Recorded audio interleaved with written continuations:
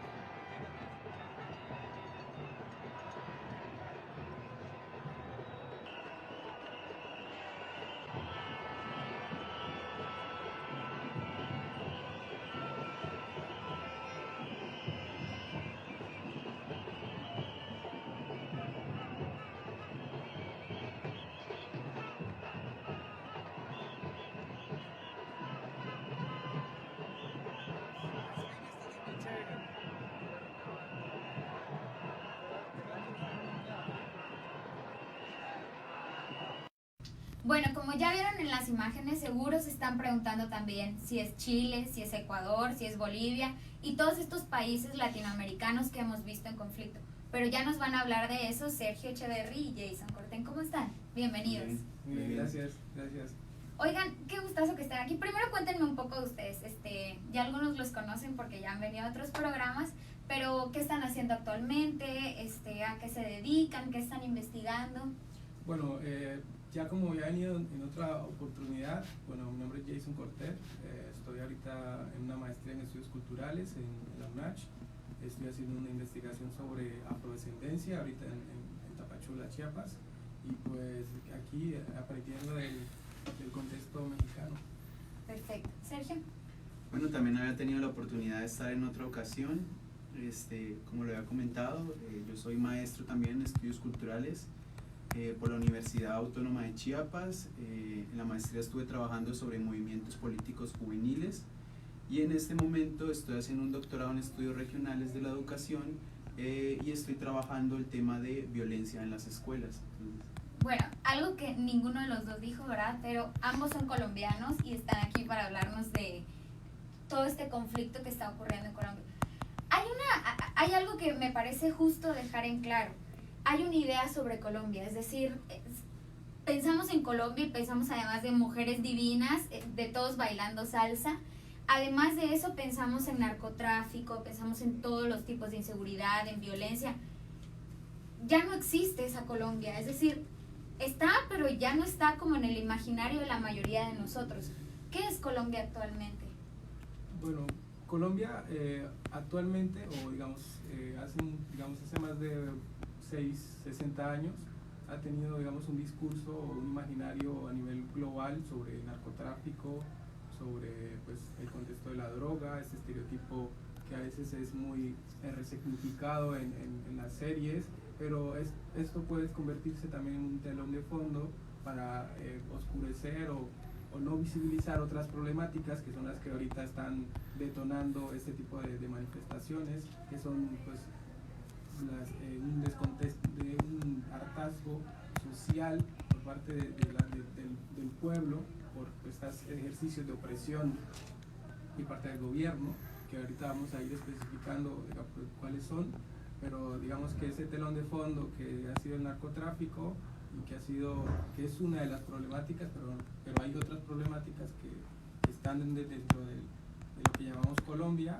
Entonces eso no ha permitido visibilizar de manera adecuada cómo se genera opinión a partir de los medios masivos de comunicación, es lo que no permite ver de manera clara qué es lo que está pasando en Colombia, que tiene que ver con todo el contexto latinoamericano. Hay una chispita que se prendió, ¿no? Es decir, veíamos hace un tiempo Ecuador, veíamos Bolivia, veíamos, bueno, incluso hace más tiempo Venezuela, vimos Chile hace muy poquito y ahora Colombia. ¿Cuál es el conflicto que se está viviendo? Bueno, un poco primero añadiendo a lo que era la primera pregunta, hay que decir que Colombia es un país bastante heterogéneo, digamos, es fruto de sus problemáticas históricas, que no distan mucho de la realidad latinoamericana y de los problemas que se viven también en casi todos los países de Latinoamérica, problemas de desigualdad, problemas de corrupción,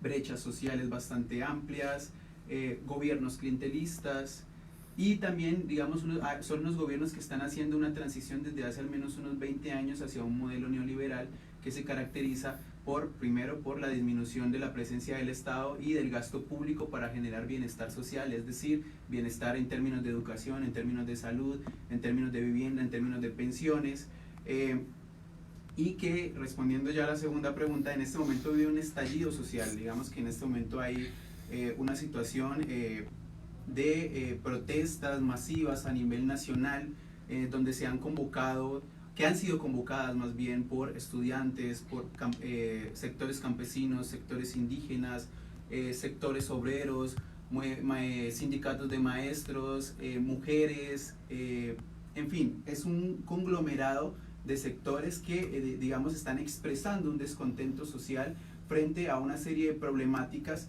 que se vienen dando, como lo mencionaba Jason, desde hace algún tiempo, que de cierta manera pues Colombia es reconocida a nivel internacional por las problemáticas de la guerra, el narcotráfico. Sin embargo, pues el meollo, el fondo de las cosas sería la corrupción y la desigualdad social, que pues digamos que son las que generan pues que pululen este tipo de problemáticas. Entonces, precisamente en respuesta a esto, es que desde hace una semana, desde el miércoles 21 de noviembre, como mencionaba, todos estos sectores sociales han salido a las calles y han tomado las calles para manifestar su descontento ante el gobierno nacional encabezado por el presidente Iván Duque, que pertenece a un partido pues que tiene su historia en Colombia, que es el Centro Democrático. Hay un descontento general, ¿no? Es decir, pensamos en todos estos conflictos y en todos estos hartazgos que decían ustedes, pero no pensamos solo en Colombia, o ya voy a repetir, no pensamos en Chile, sino que pensamos ya como un conjunto, lo pensamos como todo Latinoamérica. ¿Qué está sucediendo? Es decir, ¿qué hizo que todo esto explotara y que yo creo que va a seguir avanzando para otros países? ¿Qué fue lo que dijo? Ahora sí toca levantarnos y pararnos a todos en esto. Yo creo que, bueno, Chile inicialmente creo que es el corazón del despertar latinoamericano, con todo lo que, digamos, estamos evidenciando en Chile. Obviamente ya se suman todas estas coyunturas que pasan como en Ecuador, en Bolivia, bueno, Centroamérica también tiene otros contextos, pero en el caso latino, esto también creo que incita mucho a que el contexto colombiano, y a partir de ciertas dinámicas que han sucedido en el ejercicio de la manifestación, que han permitido que se prolongue, que se expanda, que la gente empiece a hacer esta dinámica del cacerolazo, porque pues es una forma de, digamos, de manifestarse legítima, pues, aparte las formas de represión del Estado y de estos organismos de fuerza pública, pues, digamos, que han criminalizado y han hecho, tienen un ejercicio que no es humano, ¿no? Pero a nivel general el gobierno latino, pues neoliberal, como ya decía Sergio, o capitalista, tienen unas dinámicas de manera solapada de empezar, o sea, son de empresas. Latinoamérica viene convirtiéndose en empresas, ¿no? Claro. Y los gobernantes vendrían siendo empresarios que vienen a ejercer Todo un poder negocio. para digamos, pues favorecer a la población privilegiada y la población oprimida sigan en dinámicas no humanas, ¿no? O deshumanizadas, ¿no? Y preciso esto que nos dice Cristo Moreno aquí en las redes sociales, dice, ¿qué fue lo que detonó este gran movimiento en Colombia? ¿Hubo un algo? ¿O fue como, o hubo una como la cerecita del pastel para que todo se Pues explotara?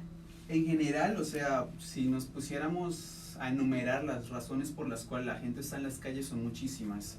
Sin embargo, como tú lo dices, más bien la gota que derramó el vaso sería un paquete de reformas pensionales y laborales emprendidas por el partido político del Centro Democrático y el presidente Iván Duque, que de cierta manera tienden a precarizar las condiciones laborales y pensionales de las personas.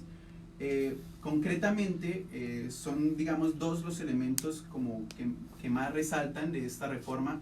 Una es, bueno, explico un poco. La reforma pensional en Colombia desde los años 90 se dividió en dos sistemas. Entonces hay un sistema privado, un fondo de pensiones privado, y hay un fondo de pensiones público. ¿Qué pasa? En el fondo de pensiones público tú cotizas y digamos cotizas cierta cantidad de dinero mensualmente, y cuando te retiras pues tienes un dinero que es el que es destinado para tu pensión, ¿cierto? Los hombres en Colombia se pensionan a los 62 años y las mujeres a los 57 años. Para pensionarse las personas en Colombia tienen que cotizar 1.300 semanas. Entonces, ¿qué pasa con el sistema de cotización pública? Este sistema, o sea, si nosotros hacemos cuentas, al sumar todo lo que estas semanas son 10 años lo que las personas pues, están ahorrando, ¿cierto? Sin embargo, esa cantidad no es suficiente para solventar la cantidad de las pensiones. Entonces, para ello, el régimen público tiene un sistema que se llama el régimen de prima media, que es un fondo común que consiste básicamente en que las personas jóvenes van aportando, es como una pirámide.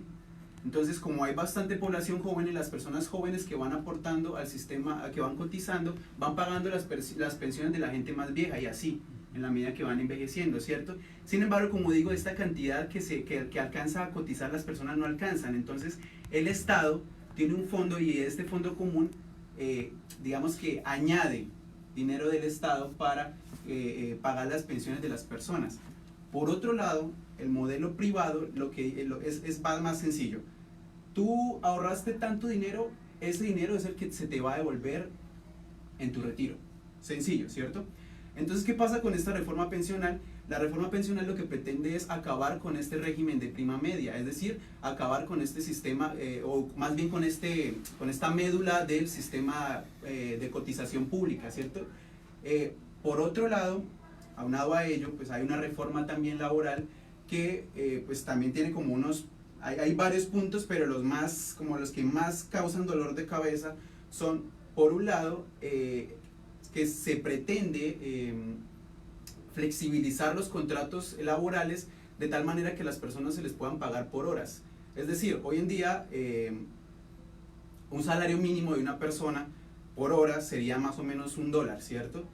Generalmente las personas tienen derecho a un contrato de 8 horas.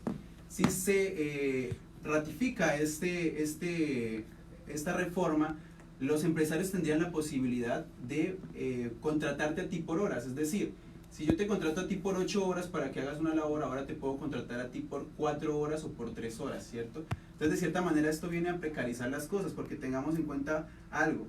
Solamente en transporte uno se gasta más o menos $1.5 si solamente pagas un pasaje de ida y un pasaje de regreso. Ahora imagínate que te paguen por 4 horas de trabajo. O sea, ¿cómo se precarizan las condiciones?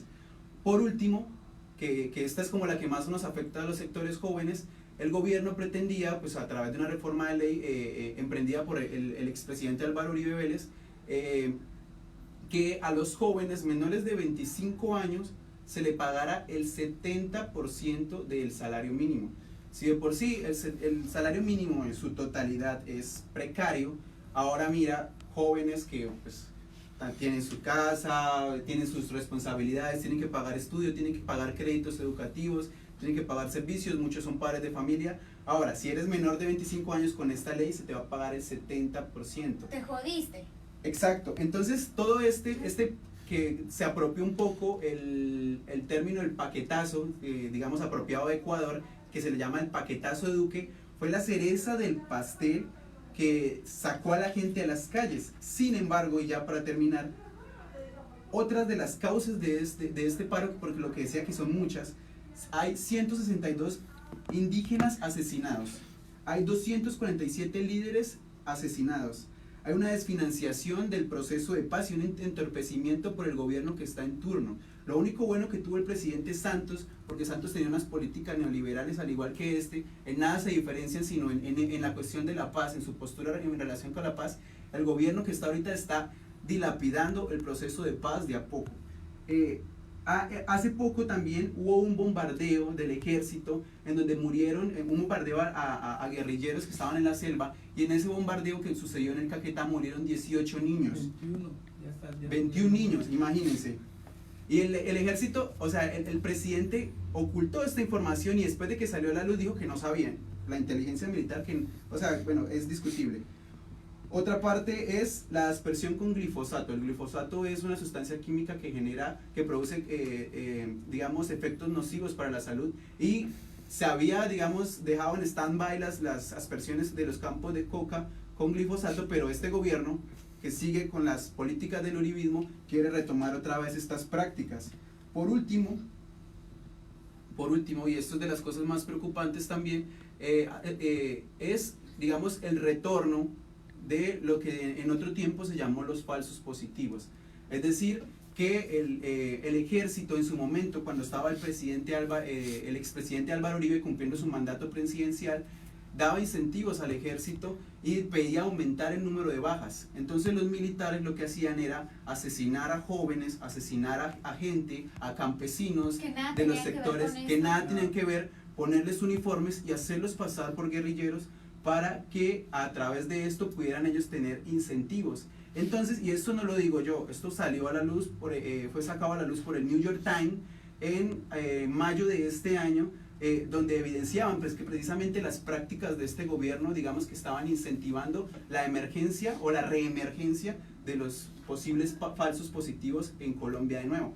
Entonces, es una cantidad de razones por las cuales la gente está en las calles. Imagínate, el contexto del central, bueno, esos son, digamos, espacios centralizados de Colombia.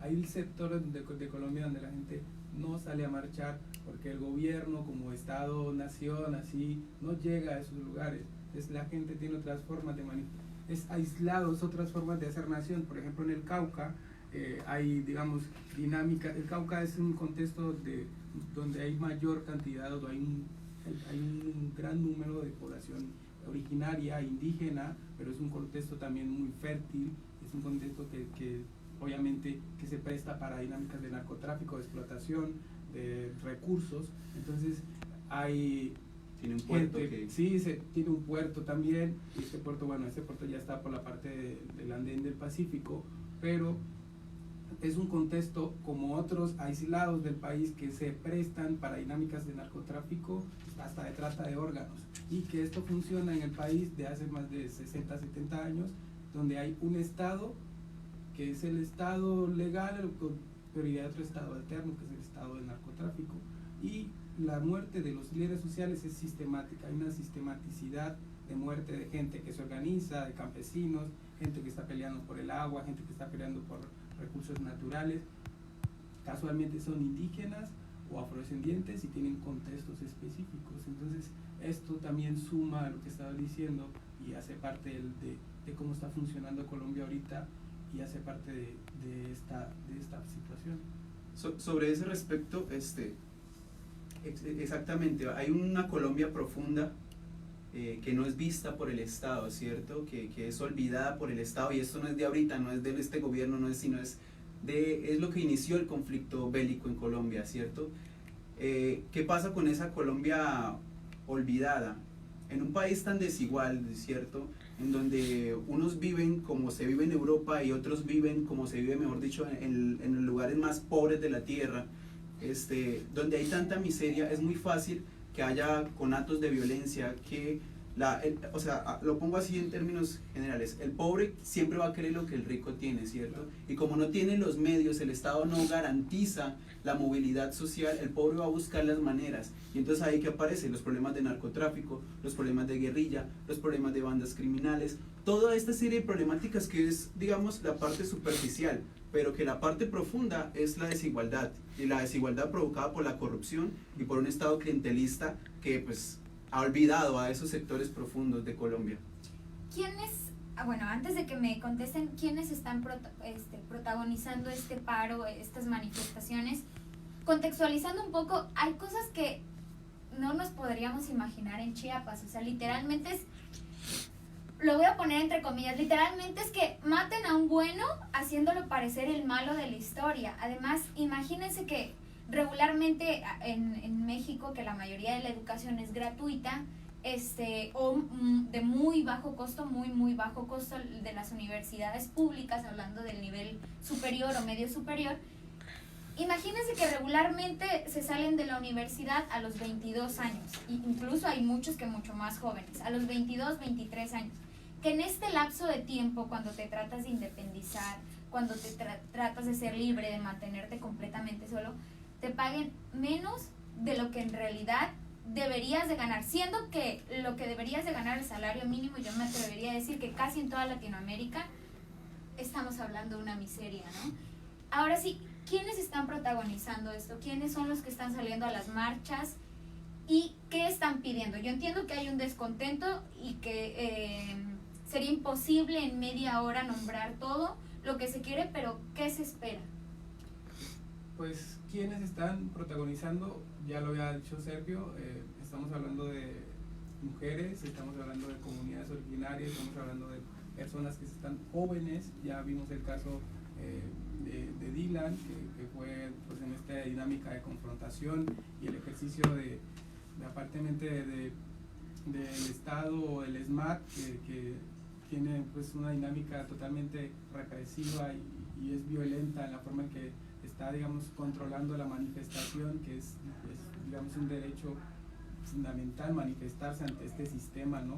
Entonces, hay, digamos, ayer me llegó información de niños que están saliendo, hay un ambiente global, pero obviamente quienes salen a manifestar, como yo estaba diciendo ahorita, son, o sea, si hacemos una escala interseccional en el país, las opresiones que sufren las personas en el país, hay sectores donde la gente a través de la manifestación, de salir a marchar, pues hace su ejercicio de protesta. Hay gente donde no ha funcionado el Estado, donde la opresión ha sido de hace más de 100, de 200 años, no tienen agua, no tienen servicios, no tienen salud, no tienen nada. Entonces las opresiones son mayores para ellos, la violencia que tiene el Estado en su ejercicio del poder es mayor para ellos, y no salen a marchar. Hemos visto que los lugares centrales del país, que son Cali, Medellín y Bogotá, es donde se ha visto la mayor cantidad de personas manifestándose, que son mujeres, como decía, son líderes sociales, son hasta pues, senadores, artistas, han salido muchas personas, adultos mayores, que llamamos en Colombia, niños, o sea, la gente a partir de lo que está pasando en Latinoamérica sale a manifestar su descontento con la violencia simbólica que ha hecho el Estado en tanto tiempo con la población oprimida, trabajadora de clase media o de clase baja. Entonces, lo que vemos ahorita es la gente representando el país, representando ya un basta del sistema, y esto es, digamos, un ejercicio hermoso inicialmente, pero hay que ver cómo, no podría decirte cómo o qué va a resultar de todo esto. Digamos que esperemos que, porque quien está siendo afectado al final es la población que está saliendo a marchar, porque hay muertes de personas, hay un ejercicio que tiene el mismo gobierno de producir vandalismo, estrategias de miedo que están perjudicando a la misma población que está saliendo. Entonces el SMAT, la policía, mata, reprime, es un ejercicio de dictadura que se está viendo en Colombia, que en otros contextos ya tiene, digamos, unos referentes más mucho más complejos, pero en Colombia se está viendo este ejercicio dictatorial, donde no puedes salir a manifestarte porque te van a golpear, te van a reprimir, te van a matar, como en el caso de Dylan, que ya repetí. Entonces, habría que ver qué puede salir de todo esto ahora, pero es totalmente, y nosotros acá, digamos, un poco alejados por kilómetros, pues tenemos también esta sensación o este conflicto personalmente de sentimientos encontrados, no saber cómo sentir. Dice precisamente con esto que dice Jefferson Uribe, que le mandamos un saludo, dice, hay matanzas de indígenas, líderes sociales y exguerrilleros. Los manifestantes también reclamaron medidas de protección efectivas para indígenas y líderes sociales, que son blanco de una ola de asesinatos que se ha cobrado la vida de decenas de ellos desde que Duque llegó al poder, estamos hablando de hace 15 meses. Y dice, un orgullo parceros y hágalo por visibilizar las problemáticas de nuestro país, Colombia, y por la fuerza de lucha que hoy necesita Latinoamérica. Despierta el pueblo y debe ser una lucha continua por el beneficio del pueblo. ¿Qué se pide? Está el paro, yo me siento como cuando les hablaba de Chile, que ya estoy como con todas las emociones en el corazón, en verdad, y yo sé que es un camino bien lento, pero yo creo que sí se va a avanzar. ¿Qué se espera? Están las manifestaciones todavía, pero no cuándo se van a detener, sino cómo vamos a empezar a ver una luz en todo lo que está ocurriendo en Colombia. Bueno, la verdad, el pliego, debido a tantas problemáticas que hay, el pliego de peticiones es bastante amplio. O sea, resulta curioso que unos días después de que se empezaron las manifestaciones, el gobierno salió a decir que no, que lo de la reforma era mentira, que ellos no estaban planeando nada, que era una desinformación. Fíjense el juego también discursivo y retórico que maneja el gobierno. El presidente Iván Duque ya llamó, digamos, a sentar una mesa de diálogo, pero en un principio convocó fue a gobernantes y alcaldes de los departamentos de Colombia. En Colombia no se habla de estados, sino se habla de departamentos. Entonces convocó a los alcaldes de municipios y a los gobernantes de los departamentos a sentarse en una mesa de diálogo para, digamos, trabajar sobre las problemáticas en las que se puede hacer, digamos, intervención.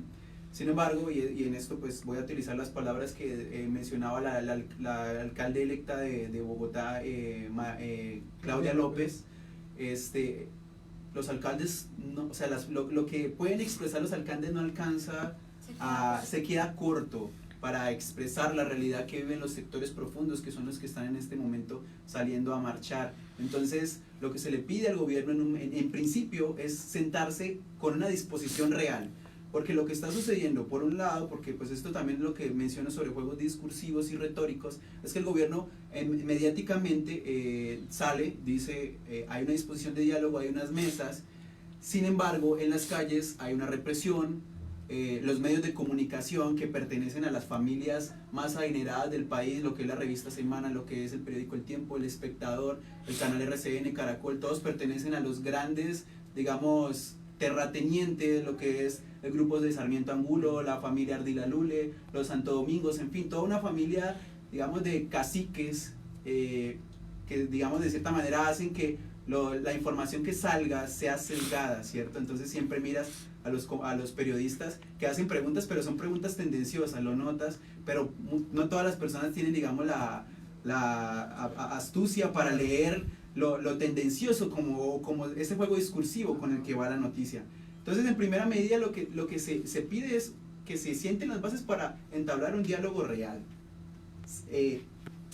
real y claro, ¿cierto? Y dispuesto a hacer cambios estructurales, porque acá lo que se necesitan son reformas estructurales. Se hacen demandas como que se den garantías. ¿Garantías en qué? En que dejen de matar a líderes sociales. En que se deje de obstruir el proceso de paz, ¿cierto? Porque los acuerdos del proceso de paz son bastante importantes para que Colombia, digamos, transite hacia otro estadio, ¿cierto? Fíjese que cuando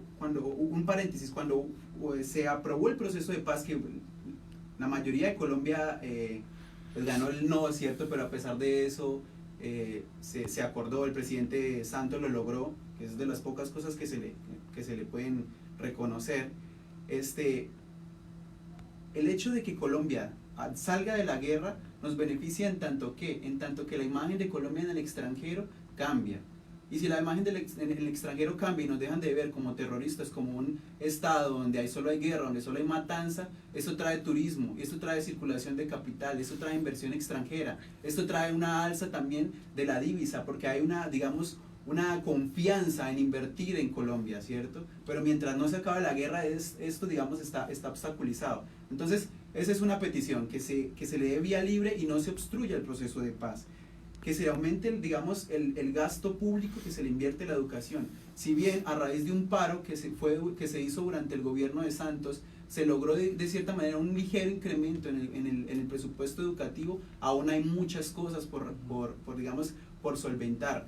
En fin, como lo digo, que pare los falsos positivos, que pare la polarización del país. Este gobierno, y acá con esto termino, el partido del gobierno se caracteriza por lo siguiente: es un partido guerrerista, ¿cierto? Es un partido de confrontación, es un partido que señala culpables para hacerse quedar a sí mismo como los buenos, es decir, es un partido que siempre está buscando chivos expiatorios.